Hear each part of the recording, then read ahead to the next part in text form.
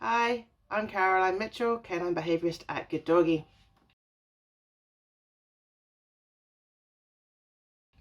So if you have a dog that has separation anxiety, it's likely you've already considered whether you should get a camera, or maybe you already have one, for your house so that you can monitor your dog whenever you're not there. The trouble with separation anxiety, of course, is that a lot of the behaviour that you'll be looking to work on happens when you're not available to see it. So a camera is ideal for this. This one is my one. It's just a tiny little thing you can see, and you can just set that up anywhere in your house as long as there's a power source. I'm sure you can get battery operated ones and USB ones and all that kind of stuff, Bluetooth. This is just a really basic one, and you'll set this up somewhere where your dog is likely to be whenever you're not going to be home, and turn it on before you leave, and you'll be able to watch what they're doing, usually on your phone. So this one connects to a phone. You'll be able to open up the app and have a look in there and see what the camera can see. So you'll be able to monitor how your dog's behaving. So this is really important because whenever you're working with a dog with anxiety, any kind of anxiety actually, but with separation anxiety, you don't want them to go above threshold. So threshold's the bit where your dog essentially just turns their brain off and goes into kind of emergency mode. I'll talk more about this in another video, and I'll pop a link to that at the end so you can look at what threshold is and how to manage that a bit better on that video. But basically the idea is that you're not going to let your dog go above threshold. But when you're not in the house and you're not watching them, this camera gives you that opportunity that you can keep an eye on them and see how they're behaving and how they're coping, and you can prevent them going above threshold. So this is really important. When you first start working with a dog with separation anxiety though, you're probably not even going to leave the house. Very often the first steps are about creating a routine that is new and novel, but doesn't lead to your dog going into a panic state. So for the first stage, you'll be working in the house, probably going through a sequence of putting your shoes on, picking your keys up, getting your lunch out the fridge, maybe you maybe throw some treats down or something like that, and you'll be heading towards the door. So you'll be doing your normal routine in order, steps 1, 2, 3, 4, 5. You'll maybe get to the front door, and maybe that's enough for your dog. Maybe that is getting them quite close to threshold. So at that point then you just reverse the routine. So you went 1, 2, 3, 4, 5, 5, 4, 3, 2, 1, go back to your chair where you started. So a lot of that is going to be happening before you even leave the house. But once you've improved enough, you'll be wanting to know what's happening on the other side of the door. When you're inside your hallway and you're working through your steps, your pre-leaving routine, if you like, you'll be able to see how your dog is. You'll be able to watch for the signs that they're about to go over threshold, or they're getting close to it, and you'll be able to manage that. So the camera really comes into its own once you get onto the other side of the door. So once you've ticked that box, your dog's happy for you to leave the house. Now you need your camera.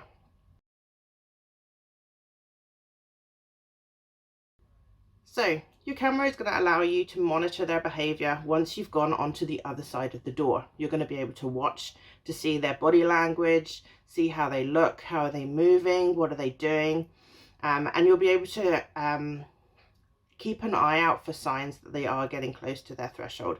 So you'll be able to then undo the steps that you've got to. So on the inside of the door, you maybe got to step 5, step 6 was to open, 7 was to leave, 7, 8, close the door, and then you're now going to start working on building up the time that they can be by themselves. So just like before, you're going to reverse all of those steps back to 1 again and go and sit back down again. So you're watching for those signs that they're just not coping well enough to leave them any longer. And this could look like sort of pacing, it could look like staring, fixing on the door, anything like that. When you're looking for those signs, that's the anxiety just starting to build up. So we don't want them to get to a point where they do go into emergency mode, where they're crying, where they're maybe trying to get through the door. Perhaps they're biting at the door or scratching at it. Maybe they go to the toilet when you're not there. So those are signs that they've gone over the threshold. That was too much. We're looking for really just signs of them being slightly out of their comfort zone, you know. When they're just out of their comfort zone, they are learning, they are realizing that things are happening and they are learning how to cope. When they go beyond that, they're not learning anything. And actually all we're doing is training that emergency response mode to happen more and more. So this is really important that we carefully manage this. When you're on the other side of the door, your camera does monitor them for when we start to see them going towards the threshold, maybe when they're not coping, but also equally, it lets us know when things are going really well, because we need to be able to monitor their progress for signs of coping well too, so that we know that we're on the right track and we know that we're winning. There are a few behaviors that dogs do when they are not stressed. So seeking behaviors, for example, are a really good indication that a dog is not stressed. Whenever they are actively searching for something, not you, but if they're searching for a treat, searching for a toy, searching for somewhere to lie down, those kinds of things, big, deep sniffs is a good sign that they are calm or calming. So looking for things like that, noticing those kinds of behaviors is really important, because it means that they are getting there. It'll let you know that you're winning and that you're able to just keep going with your training. You know that things are working. Other behaviors to look for, things like eating and drinking. Dogs very rarely take food or water, even when they're just slightly out of their comfort zone. So these are really good signs, very encouraging when I see dogs picking up treats after their owners have left the house, if they go and take a drink of water, things like that, and lying down, taking long breaths, long pauses between behaviors. These are all good signs that things are going in the right direction. So your camera is good for monitoring when things might be going a little bit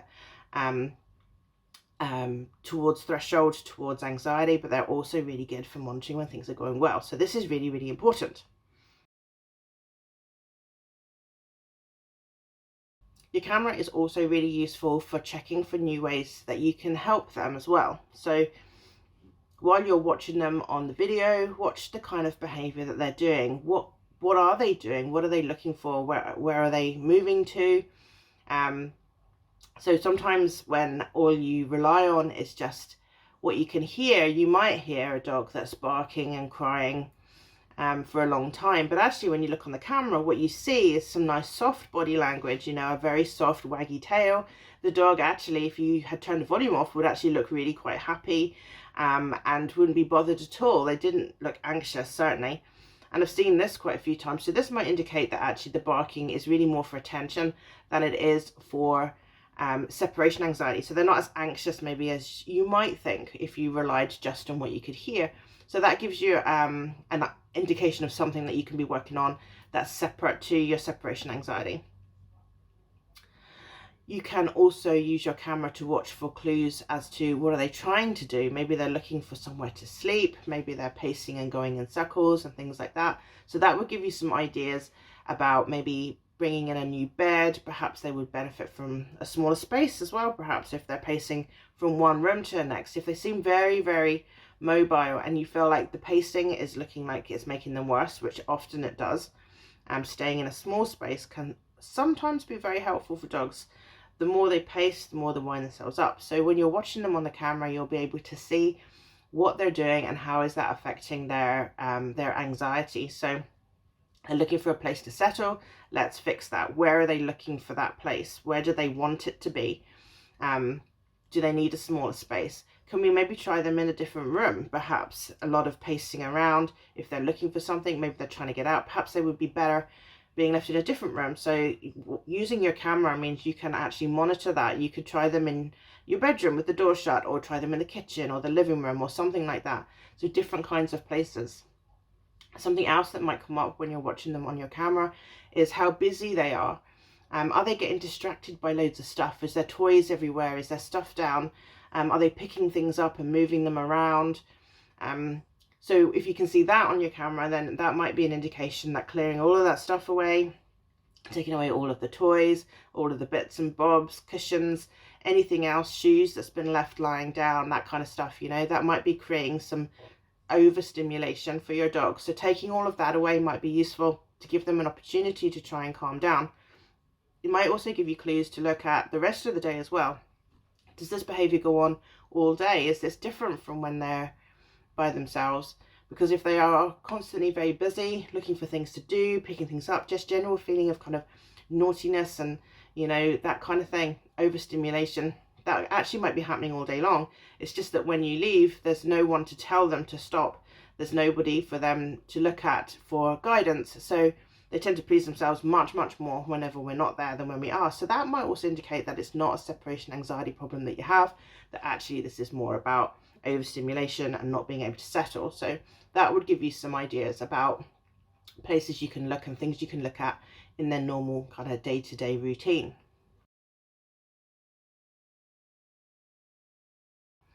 I will say one thing before you rush out and get your camera, and that is to also make sure you remember to turn it off.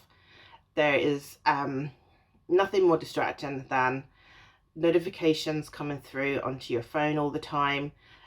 When you're at work, the last thing you want to do is get 20 notifications in an hour to let you know that your dog has been moving around, or maybe they've been barking, or something has happened. Use your camera strategically. Don't just leave it on all the time, every time that you've left them. Use it when you want to know what they're doing, and when you're in a position to be able to do something, when you can change something, or when you're training them. Use it for that. The rest of the time you're going to just torture yourself. There's no good sitting at work watching your dog pacing around and being really stressed on a camera when you're supposed to be at work and you can't leave for another 5 hours. There is just no point to that. So too many people will stress themselves out watching their camera all day long. And actually, even if they are behaving beautifully when they're on their camera, it's a massive distraction. So use your camera sensibly and use it only as a part of your training. Use it as a way to monitor them and to look for ways to help them only. And I will say, before you do anything else with separation anxiety, is to check out my video about separation anxiety variations, because separation anxiety is not a simple problem. It's not just dogs can't cope when they're on their own. There's so many variations, so many different things that can change what they're doing, what they're trying to do. So check that out so you can find out what kind of type of separation your dog might have, and better ways to respond to that, because the standard advice is just get extra toys, buy a crate, and then just get used to spending time on their own. But actually that works for very few dogs. That's only one variation of separation anxiety. There are many more. So check that video out before you do anything else. Then grab yourself a camera. I'll put up a link to that one into my comments, but obviously there's plenty on the market that you can choose from. You can't really go too far wrong. They're nice and simple, but I will pop an affiliate link in there, and you know, if you use that, then that's great, because that supports me making these videos. Anyway, lovely to talk to you, and I'll see you soon. Take care for now. Bye bye.